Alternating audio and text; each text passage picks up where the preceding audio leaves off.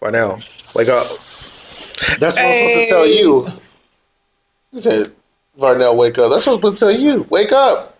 Isn't that your tagline? Sleep? I'm up. Wake up. Been up. Wake your ass up. Oh, Boy. No, what's up? What's up? What's up, beautiful people? Back in the building. Just had a very, very, very successful day. You know, we ran around KCON and we had a good time. And now we are filming. Do we think we work too much? Shit, boy. I work so much, man. I work so much. I don't even know how I have time for this. I had to come super late. Are you going to report me? For what? OSHA violation? Do you feel like these working conditions are ideal? No, they're definitely not. I wish things were better. Sue me. You got it, bud. Right. Anyways, we are back. So What are we doing? we're going to watch a couple of RM's interviews and talking about his creative process and creativity in general. So I don't want to waste too much time with the intro. You got anything else you want to add? You listen to anything cool lately? My own stuff. Okay, I feel That's that. it. You an album? I feel that. That's all I can say. I mean, I'm just in album mode. I'll be in the album mode all up until July of next year. So I'm just making EPs almost every 3 months. A new EP comes out. I dig it. There's a new song coming out every 3 weeks for me. I have a tight schedule to get these done. So anytime I have some time, find time to come over here and talk to you guys. You know what I mean? Well, I appreciate you driving over here because Thank you.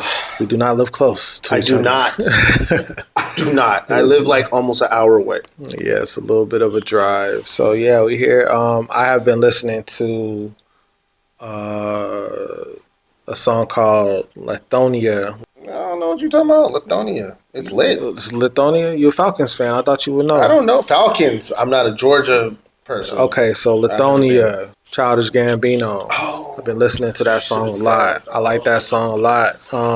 damn, I should be listening to that. I think the music video was really, really, really dope. I think Donald Glover is one of the people that I get excited about whenever they drop anything visual, from TV shows to music videos. So Lithonia, he has a few songs on there. The cool thing I like about that is he said that it is a soundtrack for a movie. He put the movie trailer out, but he released the soundtrack first. So that the movie comes out later in the year, but the soundtrack is out now. So you can hear little snippets of the movie throughout, which is pretty cool because it kind of forces the listener to see what he's talking about. Well, to guess. It's almost like reading a book. You're painting the pictures in your mind of what's actually happening. So That's it. the Lithonia video had like a nice little jump scare in it too, which was like came out of nowhere. I was like, what the hell? So now I have no idea what this movie's about, even from the trailer. I get a gist of it, but I'm pretty excited about that. And there was something else that I was listening to. It's a little sleeper. Oh, you know what? I did listen to a couple of records from the new Billie Eilish. Yeah, I think I only heard like there's one some or two. up-tempo stuff. Yeah, I was about to say, totally different. It's still in her pocket, but totally different vibe as far as with tempo. Like you said, like it's a little bit more energetic. Chords feel a little bit different. It's not as like mysterious. Shout out to Billie, man. Dope artist. And Phineas. Phineas, right?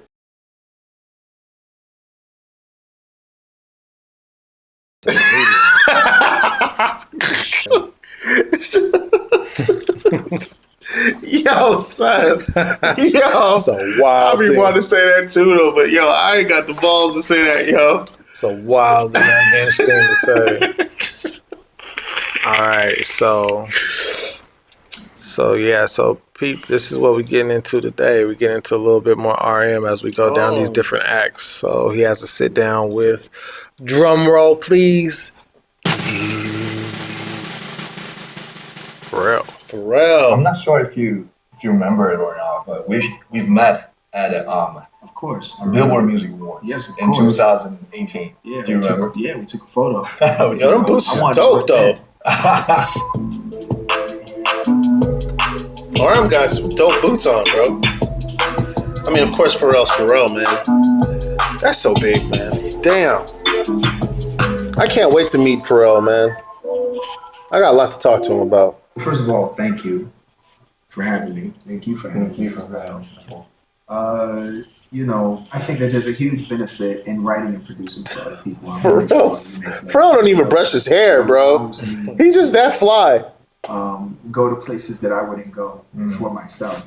Mm. And as much as it feels like, I may know what I'm doing when I'm doing songs that I'm, featured as a solo artist, some people know, but most people don't know that all of my solo efforts have always been songs that I have written or produced for other people. In fact, when I try to write songs for myself or produce songs for myself, they always are too complex and seem much more like a puzzle than they do, a jam.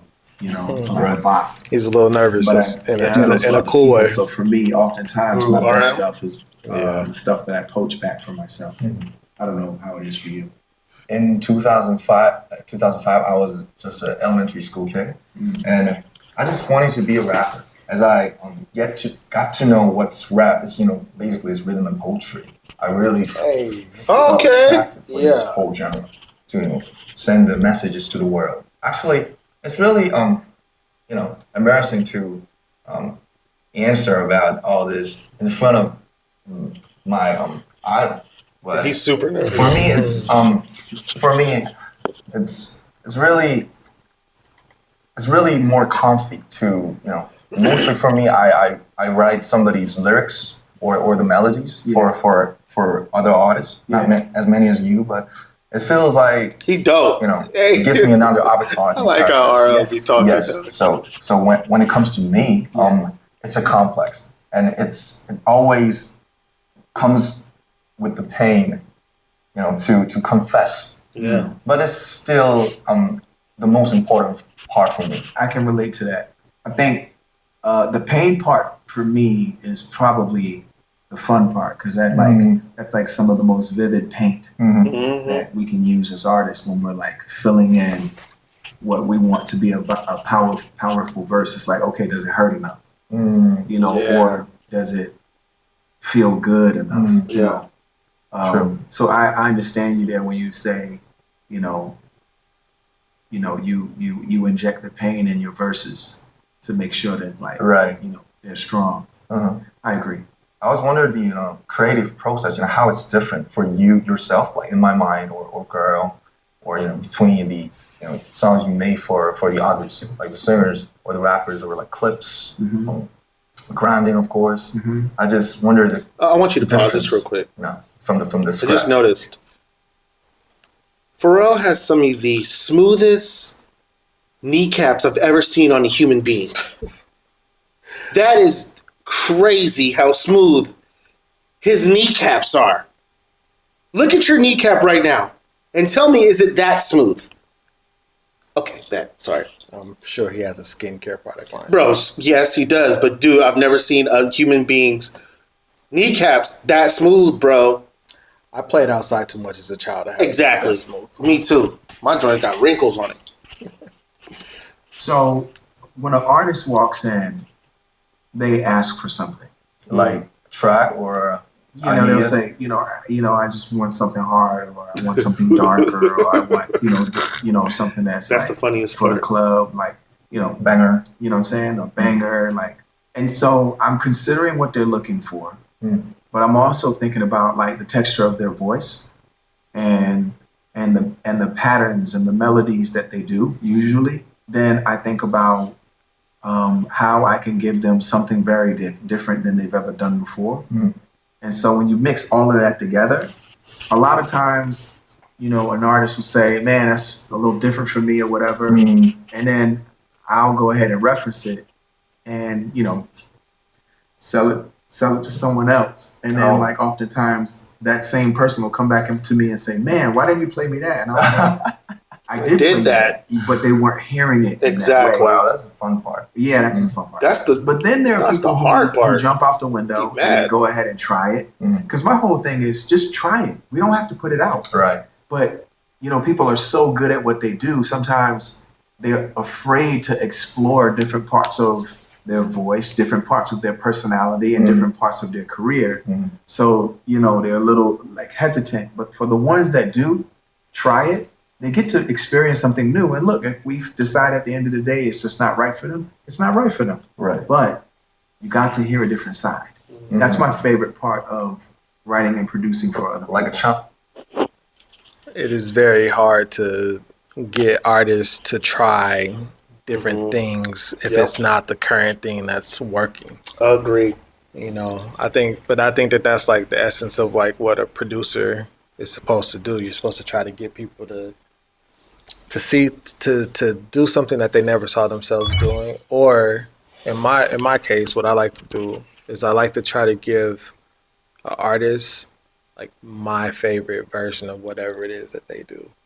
So like if I was, you know, fortunate enough to like work with like Beyonce or something like that, there are certain songs that I love of hers that aren't necessarily like her big singles, but it's just like songs that I love. I would want to do like my own version of like that color, whatever that color is on a project, which is pretty cool to hear. And that's, you know, unique with Pharrell because Pharrell already does something different. So you would think that when you're going to Pharrell, you would want to try something different. Yeah. But then you He's get there Pharrell. and it's like you want something different that he already gave somebody Exactly. else, which you should just be open-minded to. See, that only works. I feel like it only works like how he's saying. It's really hard to do what he's saying with an artist if you're not already established for them to even trust you enough to know what you're talking about. And that's why, like, me as an artist producer, I like to make my own records very different from each other. So when people hear it, they're like, oh, I like how you did that. And I'm my own reference. You know what I'm saying? Like, I am my own reference to my track. So when people hear, like, okay, yeah, no, I can do that because this is what I do. You know what I mean? Like, it's just, it's difficult to try to show somebody, you know, a new person, like, yo, it should sound like this without actually having something for them to hear. You know what I mean? Unless you're a Pharrell, or, you know, or Dr. Dre. You already have. I mean, you know, even then they had to get there. Yeah, they had to get there, for sure. You wearing a Star Trek shirt? What are the odds?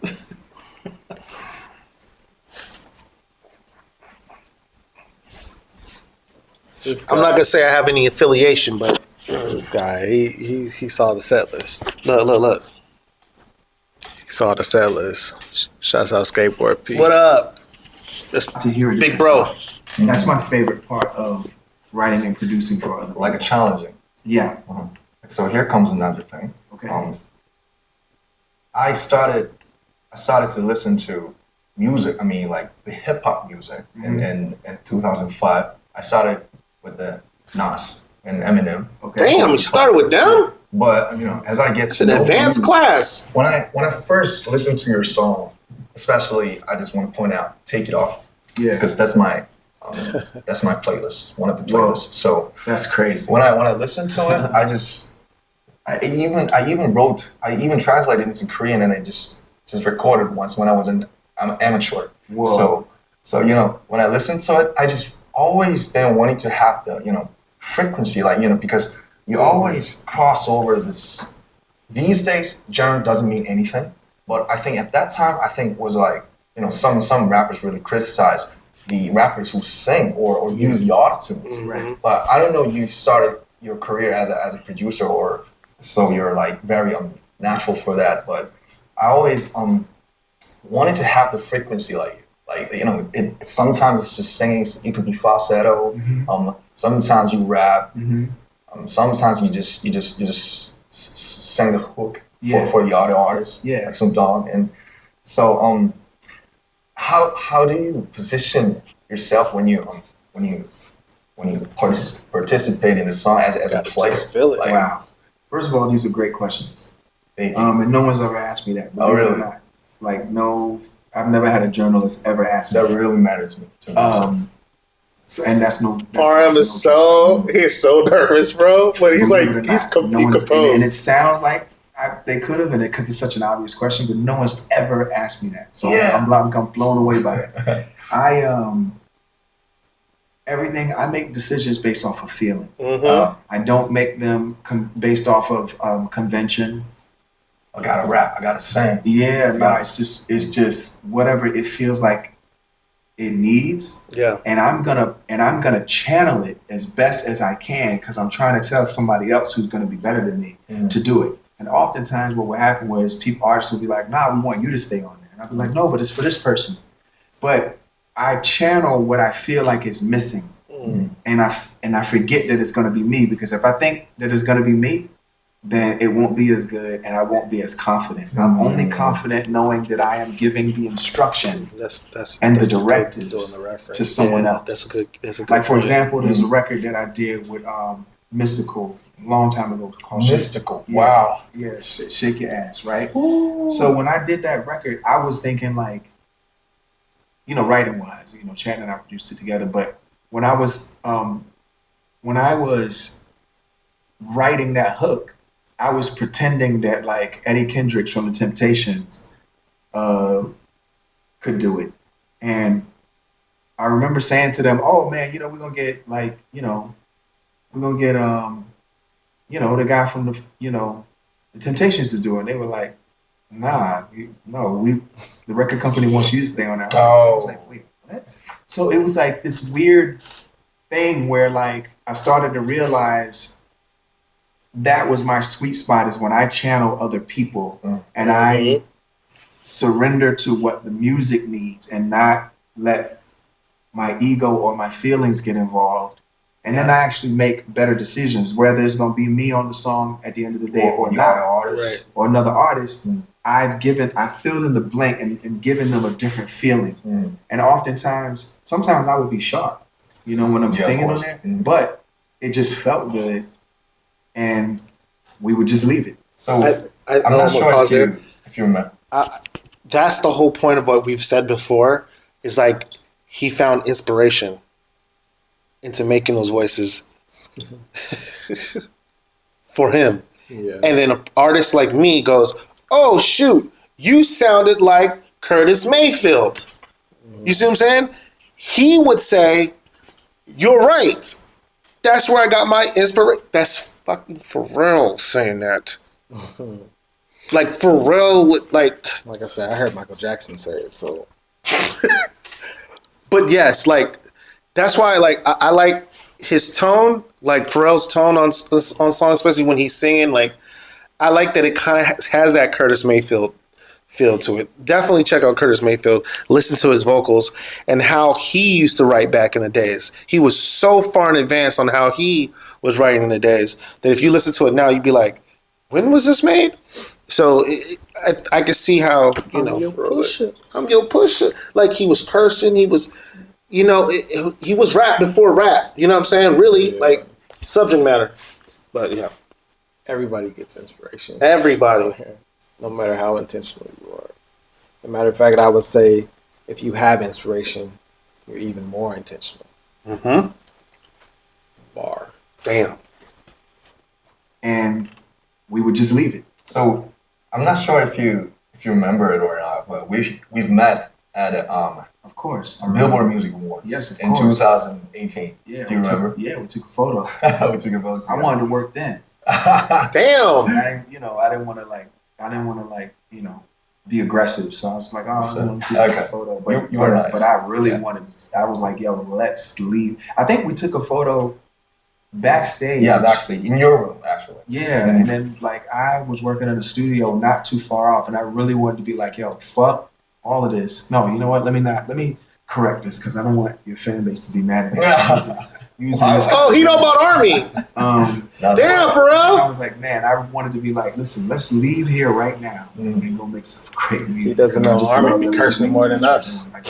I love your energy. I barely curse. I love what it is in these videos. At such a time when, our Asian brothers and sisters and, fellow Asian human beings that maybe don't identify necessarily binarily, in a binary way, the Asian community has just been going through so much these days. Yeah. And gradually, more and more.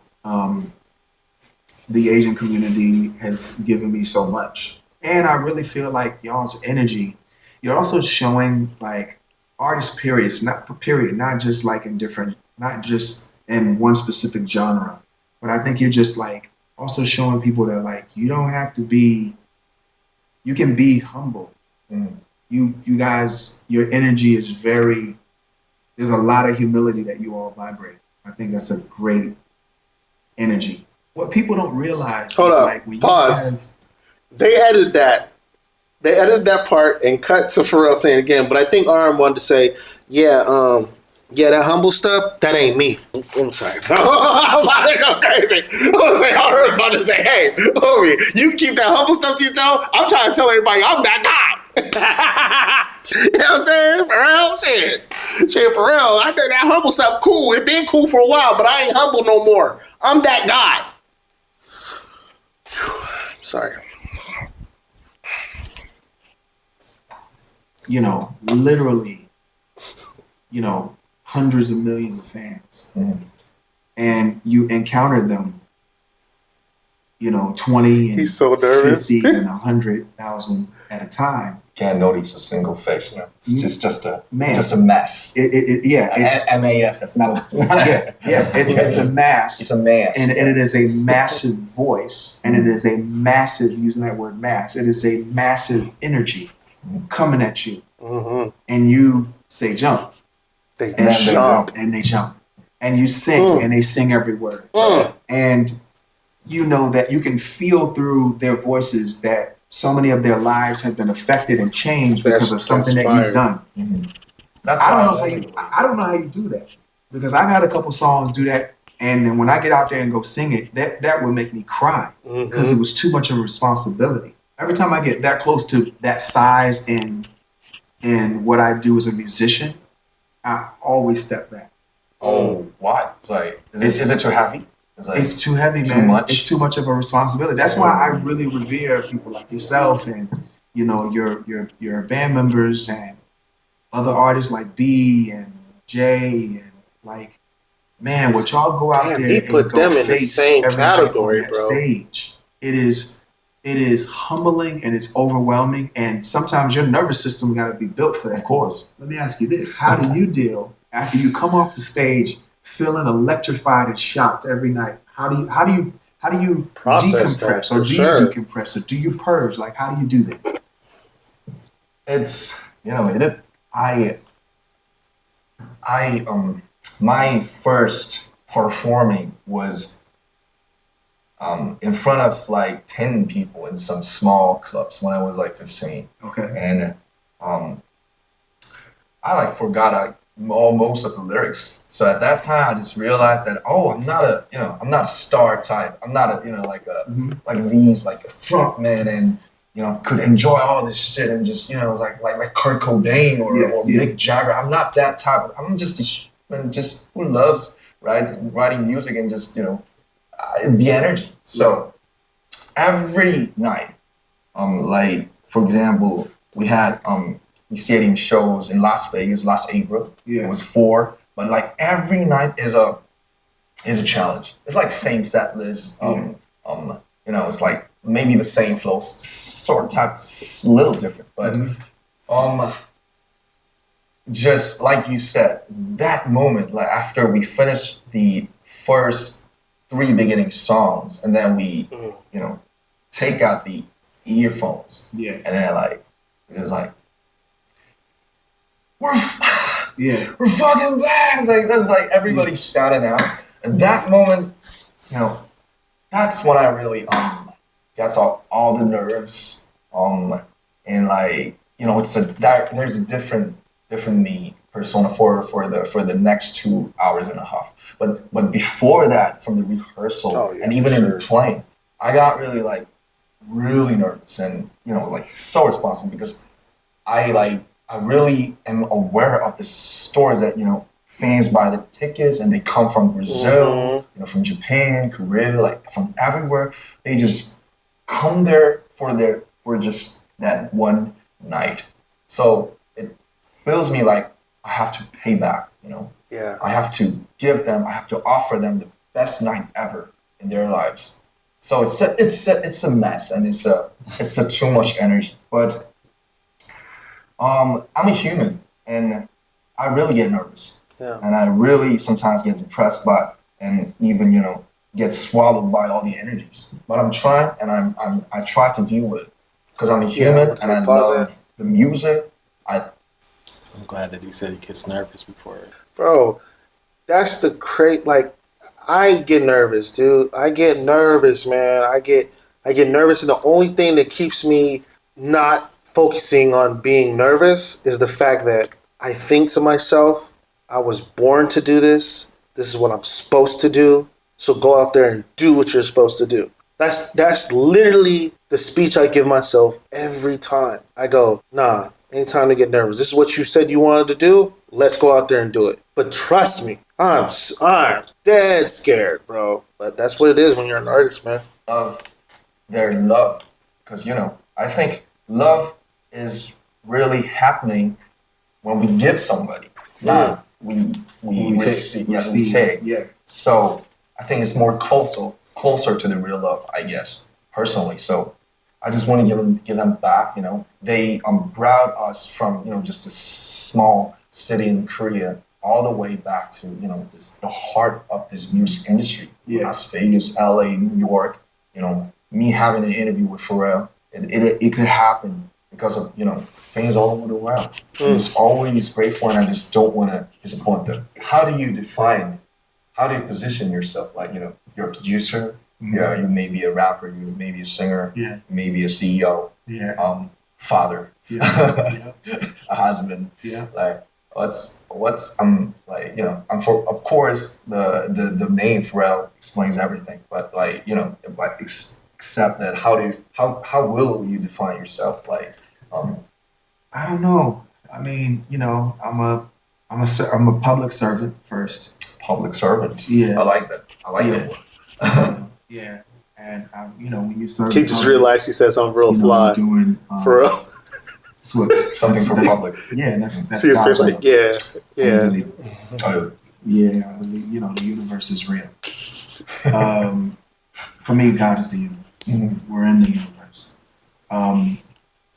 And then, again, being a public servant, being, a father, a husband, and then music is like everything for me, because music's the skeleton key that's opened up every door. Still music. Yeah, it's like the center of everything, because without that, I wasn't able to do all the stuff that I'm able to do. And then I definitely have my struggles with having a lack of a sense of purpose, I think. When? Right around 2005, when I put out In My Mind. I just felt like, Right after that? As soon as it didn't do what I wanted it to do, I mean, culturally, it made an impression, but it didn't do it egotistically. It didn't perform the way I wanted it to. Like, it just didn't do what I was used to at that time, and that really hit me hard.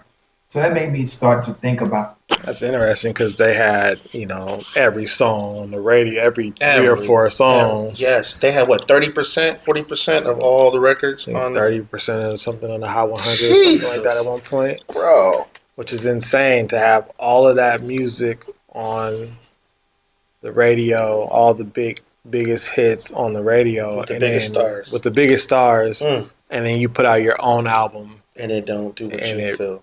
Basically flops. It doesn't become a big success. Like, globally it doesn't. But within our industry, it was still hot. In My Time had what? It had Jay-Z on there, right? In My Mind, yeah. It had Frontin', it had some records, bro. Yeah, yes, his words. Yes, you're right. And that's, maybe the actual album didn't go platinum because they weren't able to. Your album couldn't go platinum off of your singles back then. Yeah. Back then, if you sold, say you had a platinum single, that didn't make your album platinum. Right. Nowadays, if you have a single stream so many units, they count it as an album. It'll count towards your album because it's the way the streams count. So it's a different ball game. I just think it's interesting that just as a producer, like you said, public servant, he's given so many people so many hits, and then he puts out a record and it doesn't do what he wants it to do. And he's saying egotistically, but it's also because you give, and you're like, okay, it's my turn to put out my artistry, and it doesn't connect. That's not a great feeling. Like purpose and things having real true DNA and not just aesthetic perversion, but like real true like meaning and something that could be meaningful to people, but at the same time still fun. And I've always loved the girl, so that was always going to be a part of it.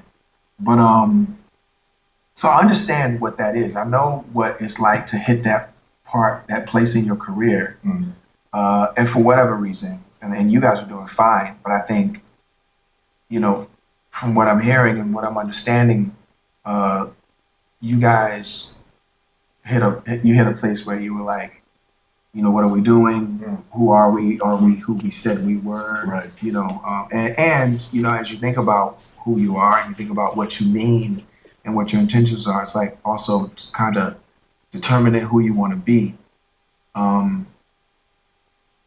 I mean, how's that feel? Like, where are you in that process right now? Because you're working on a solo record, right? Yes, like 90% of the work is done. I've released some mixtape as a one of the member of the band, but I think it was just like an experiments. I think this time it's maybe my official first solo album. Okay. That I could feel enough. Okay. I don't know. It's gonna be like.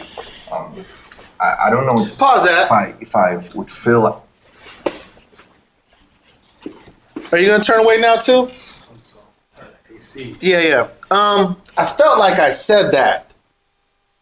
I really felt like I said that, and I could swore the comments, a couple of the comments, made it seem like that's not what it was. The man just said it.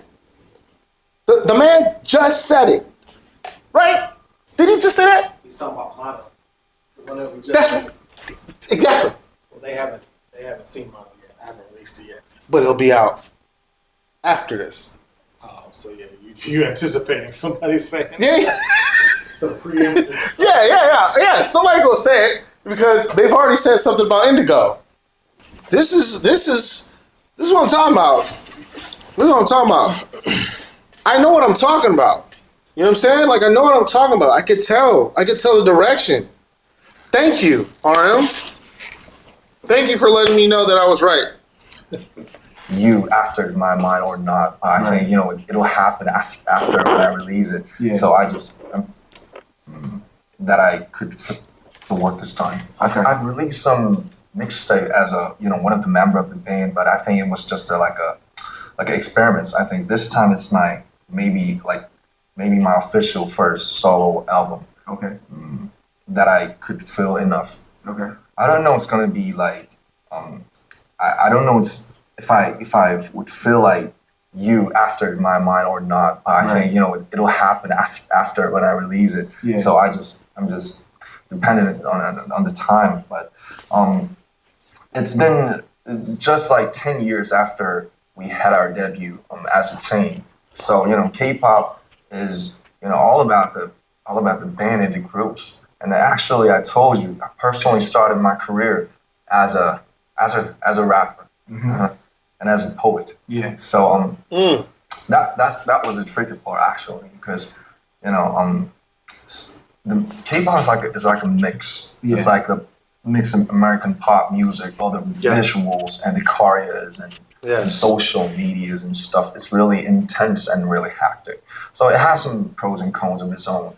So after 10 years, I think it was not our intention, but we took it. But we actually became a sort of a social figure. So a K-pop band going to have a speech at the UN or meeting the president. Big moves. I think I was really confused that I'm what am I, like a diplomat or what? So Yeah. I was just a small rapper and lyricist when I was young, from the scratch. So so it was 10 years really intense as a team, and I actually was in charge like almost all of the interviews and representing the team like in front of the other members. That was my stuff, I guess, role. Yeah. So I think I got really I don't know, like I gotta stop this for a bit. I gotta shut it down and just fall from it away and then just see what's going on. Making my mind really calm down. Yeah. And then I think so that's how I got to concentrate on my just solo. And these days I really have been thinking about the 15 when I first listened to you. The first feeling and the vibe and the reason why I started, why I chose music to for my whole life, I guess.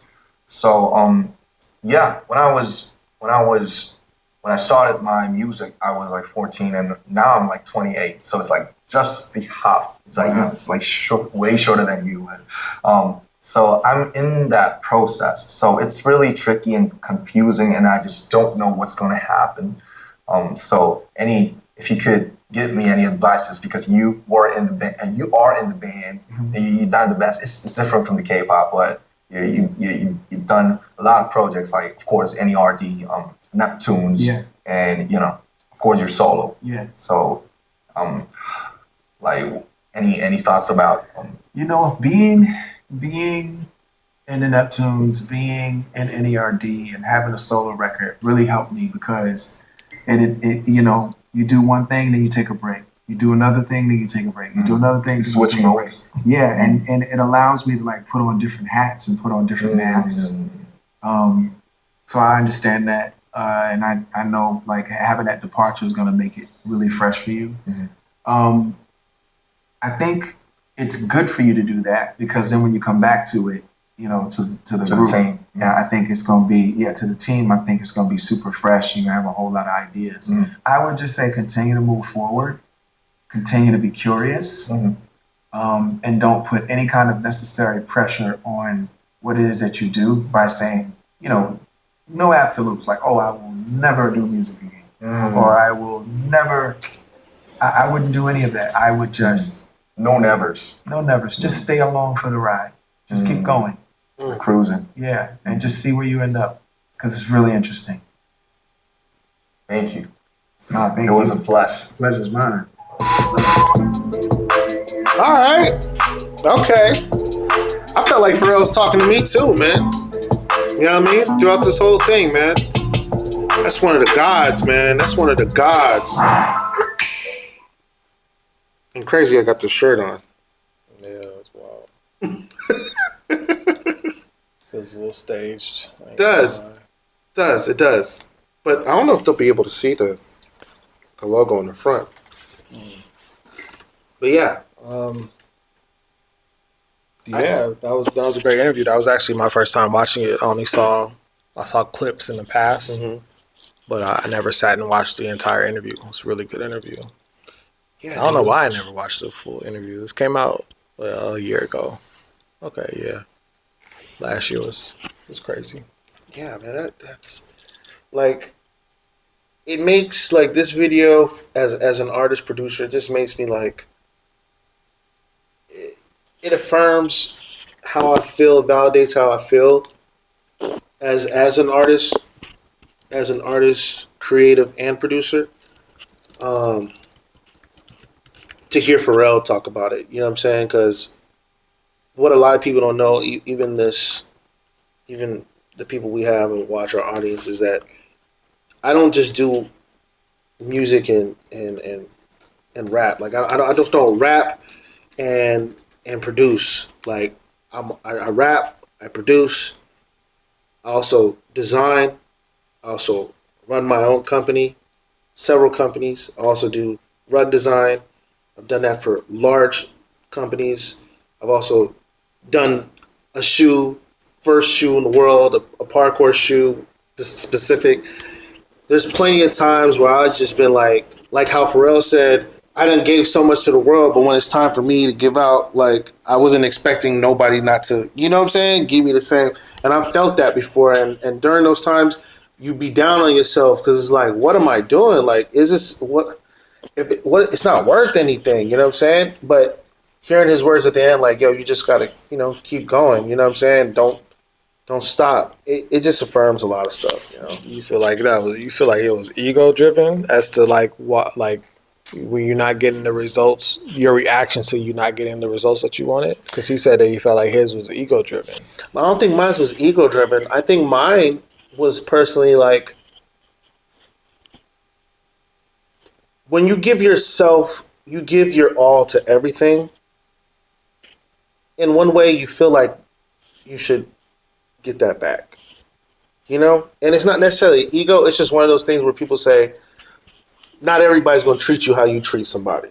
Yeah. And it's just on a larger scale where it's like, man, I've given so much to the world, and the world is celebrating me for everything else. For me personally, that's like my little part where I get a little bit mad at and my personal thing, which could be ego, is that like I came here to do music, and everything outside of my music has got significant amount of attention. But the one thing I came here for, you know what I'm saying? I can't even get the same type of love I get for doing this random thing like side quest. I can't even get you know what I'm saying? Nobody really cares in the music part where I really care the most about. But when I give everything else, everybody else is like, yeah, that's great. It's just tough, you know? Yeah, it's interesting. Is that the same with you? Have you ever felt that way? Where you just give and then like you try to do something nobody else like? I've said it plenty of times on my podcast. As a producer, I feel like I'm in the service business. My gripe has been when it's time for me to try to kind of step into a certain light and I want to get a feature from someone I've done so much for. It's just all kind of yellow tape every time. But at the end of the day, like, when I think about where I'm at in my career, I feel like the ultimate, like, overachiever in a sense. Because when I first started making music, I wanted to make films. I didn't want to make music necessarily. I thought I wanted to make films. And I said, okay, I really like this whole music thing because I've loved music my whole life. But then I was also like, man, I just want to hear one song of mine on the radio. That was one goal. That was I just wanted to hear a song on the radio, and then I felt like I would do something else. And then you got a song on the radio, and then you're like, oh shit. Well, one turned into two, then two turned into five, you know, and then it just kind of became like a whole thing. Like that's why I say I'm like the just supreme overachiever in a sense, because I just wanted to get a song on the radio, and I thought I was going to transition to like going to film school or something like that. And my first time hearing one of my songs on the radio was 2006. Yeah, it's 2024 now, so it's 18 years later. I didn't even consider myself a professional musician yet. So, yeah, you know what I mean? I do feel that way in a sense. I feel like I'm a lot of producers' favorite producer. And that comes with some bravado, but it also comes with a little bit of like, you don't feel like you always get your just due. But you know, maybe that moment is yet to come. Yeah. Oh, sorry. Yeah, because you do that thing and you do that thing that you do with all stuff. Yeah. No, I feel you, bro. I feel you. I think this music game is incredibly hard. It's incredibly hard. A lot of the audience don't understand, especially when you're playing this game at this level that we're playing at. We're not playing at the amateur level. We're not playing with just anybody. I remember we were in Japan, or actually I was in Japan at this time. And one of the homies, Japanese homies, he was like, at the time he didn't know where I was from. He was like, where are you from? I was like, I'm from LA. He was like, you are an artist? You produce and you like, I was like, yeah, I produce and I rap. He's like, man, you it's like you playing in the NBA, like you're playing in the NBA. And I started thinking about it. And before I even got to say the next word, I was like, what do you mean by that? Because I had to get some clarity because I needed to understand what he was talking about. He was like, bro, you play against Michael Jordan, Magic Johnson, Larry Bird. None of them is retired. You know what I'm saying? Like you playing against LeBron James, Shaq. You playing with all of them. You're playing against them. And I'm like, oh shoot, you actually right. We're all trying to get the same placements, and I'm over here. I'm really in the big leagues. You know what I'm saying? And so I had to put that in perspective. Like, it's tough. It's tough out here. So for you to even get to where you got to, even having the BTS records and having the Black Eyed Peas, is like, that's validation, man. That's the type of stuff that I try to strive for, to get those type of records. And you never know. It might come sooner than you think. I don't want to get out of the way so they can look at me, because I like how when you do your thing, looking at them, like they really look at you. I want them to look at me this time. I'll zoom in on you. Oh, that's right. There's that thing that you can do. You can just zoom in.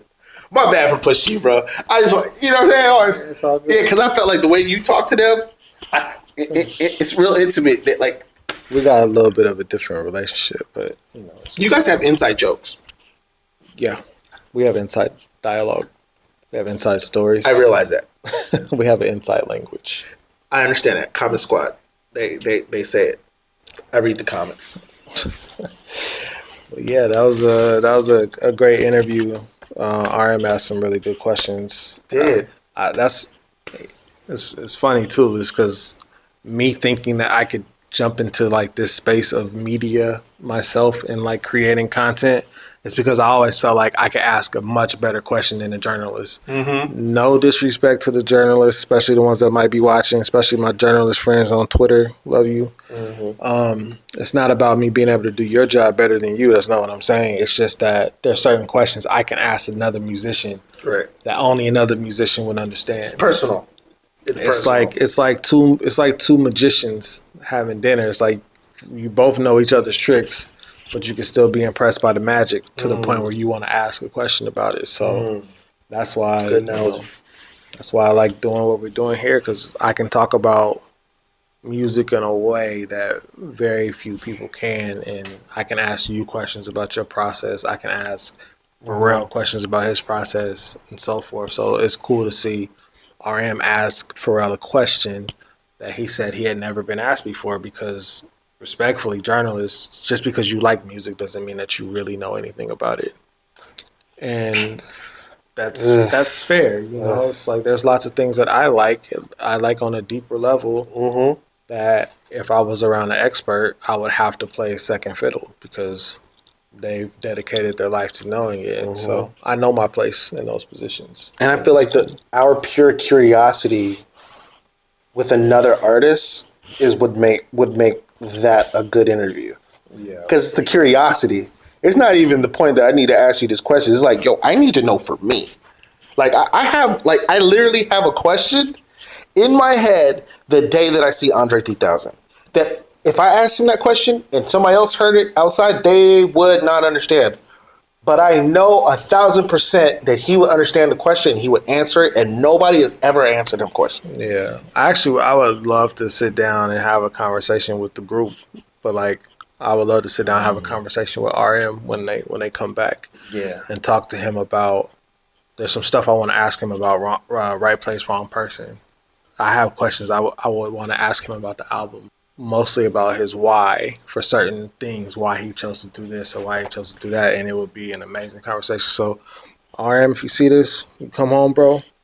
Let's have a sit down chit chat conversation. I want to talk to you about that album because I think the album is effing incredible, and you smoked that album, and I hope you get everything that you should get for putting together such a good body of work. For sure.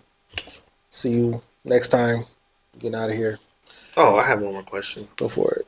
Question I would ask, I would ask RM, and I think for every album that I've heard so far, I would want to know what was the first record that got on that album. Like what was the very first record? Because that very first record that you pick is like kind of shapes the rest of. I would love to choose. I would love to like say, I think you started with this and see if he did. You know what I'm saying? Like, I believe you probably started with this record first and then you morphed. This is the record that kind of birthed, you know what I'm saying? The rest of it. I think that the thing that we're going to watch where he talks about he did a making of Indigo and he did a making of Right Place, Wrong Person. We sat down with another band member and he went over it. I think that he might answer some of those questions on that though. But, when you come home, let's have a chit chat. I'd love to ask you some questions about your process on making one of my favorite albums this year.